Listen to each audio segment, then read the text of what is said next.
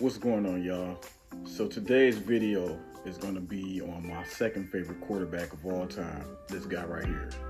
This guy was Mike Vick before Mike Vick. Randall Cunningham played about 8 to 10 years with the Philadelphia Eagles, and then he would go on to the Minnesota Vikings and team up with Randy Moss and Chris Carter, who happened to be his teammate in Philly during Chris Carter's early years, but he didn't last long in Philly because Buddy Ryan ended up letting him go, because that's back when Chris Carter had major drug issues. So he released him, and then Chris Carter got himself together, then went on to Minnesota and became a Hall of Famer, had a Hall of Fame career. But him and Randall teamed up again once Randall got to the Vikings, and that's when Randall had his best season as a pro. 1998, finished 15-1, one of the best teams to never make the Super Bowl. They should have made the Super Bowl that year, man, but they lost to the Dirty Birds in the NFC Championship in the Metrodome in Minnesota. I don't understand how that happened. I just remember Jamal Anderson doing that Dirty Bird. I'm probably doing it like shit, but just to give you an example, if you don't know what I'm talking about, look up the Dirty Bird and Jamal Anderson, the Dirty Bird dance, and you'll see what I'm talking about. But today's video is about this guy, man. Like I said, he was Mike Vick before he Mike Vick, one of the best rushing quarterbacks of all time, and he had a cannon of an arm too. So check out these video clips and you'll see why this guy is a great quarterback who should be in the Hall of Fame, but he's not. He's in the UNLV Hall of Fame, he's in the College Football Hall of Fame, but he's not in the Pro NFL Hall of Fame. And I think it's kind of a travesty that he's not, and he should be, because like I said, this guy was Mike Vick before Mike Vick. Check out the videos. See, these are the type of plays why this dude was a monster. I mean, look at that play right there. Evade the tackle, evade the rush, making plays with his arm. You know what I mean? Scrambling. Once again, Mike Vick before Mike Vick. I mean, look at that. That goes to the Minnesota Viking days. Toss to Randy Moss. Another long bomb to Randy Moss. You're going against the great LT on this one. These are some old Philadelphia, New York Giant rivalry games. Long bomb. Fred Barnett was the recipient of a lot of his touchdowns back then. He was his go-to target, his main receiver. Randall Cunningham was a beast, man. And this is the reason why he's my second favorite quarterback of all time, behind Drew Bledsoe. This dude was nice, man. I still remember fiending for that Randall Cunningham Philadelphia Eagles triple fat goose back in the day, where it had like the green body, the body part of the coat was green and the arms were gray, and the hood was basically the Philadelphia Eagles helmet. I was fiending for that triple fat goose back then, man, but I couldn't get it. I ended up getting the New Orleans Saints one, and that was back in like the 8th grade.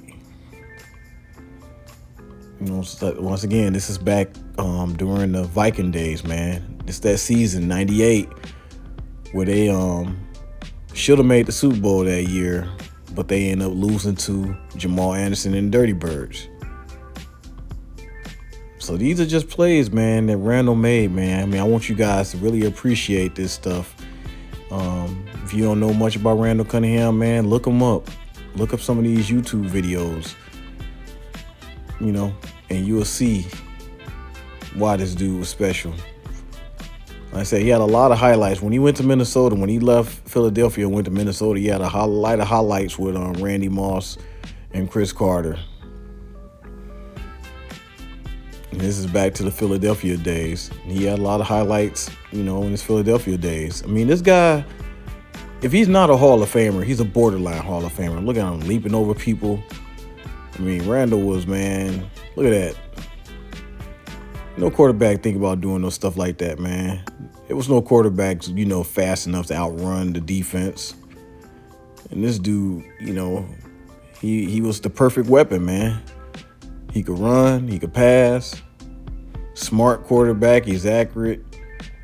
And, like I said, he should be a Hall of Famer, man. If not, I know he's at least borderline, you know what I mean? At least a borderline Hall of Famer. Well, hopefully one of these years he'll get in. But, yeah, this was one of my favorite quarterbacks in my childhood, man. I mean, just the plays he made. I mean, look at this, man. This is like Barry Sanders right there. Yeah, just juking everybody. Outrunning the coverage. But tackled at the 3-yard line. Randall was a beast, man. This was my guy. This is my favorite play right here. I still remember I was watching this game live. Avoided Bruce Smith, Darryl Talley, all those guys from that Buffalo Bill defense. Threw that pass right there, man, to Fred Barnett. So as you can see, Randall made a play happen. That was basically a 99-yard touchdown, y'all. He chucked the ball from his own end zone to about the 50-yard line of Buffalo, where Fred Barnett jumped up and high-pointed it and took it to the house. I mean, this dude made plays like this, man. He was definitely the ultimate weapon. And these are some highlights from his UNLV days, back when he was in college. And now we're going to be seeing some more plays from his rivalry games against the Giants.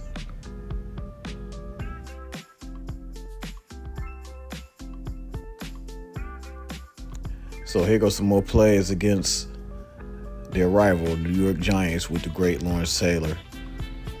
These were the good glory days of the NFL. You can see LT, man, one of the best linebackers to ever live. And these were some good times, man, right here.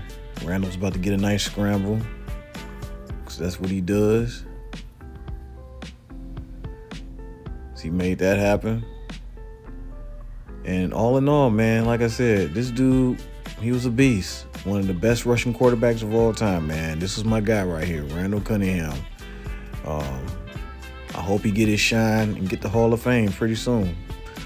So thank you guys. Like, subscribe, and hit the notification bell for more content.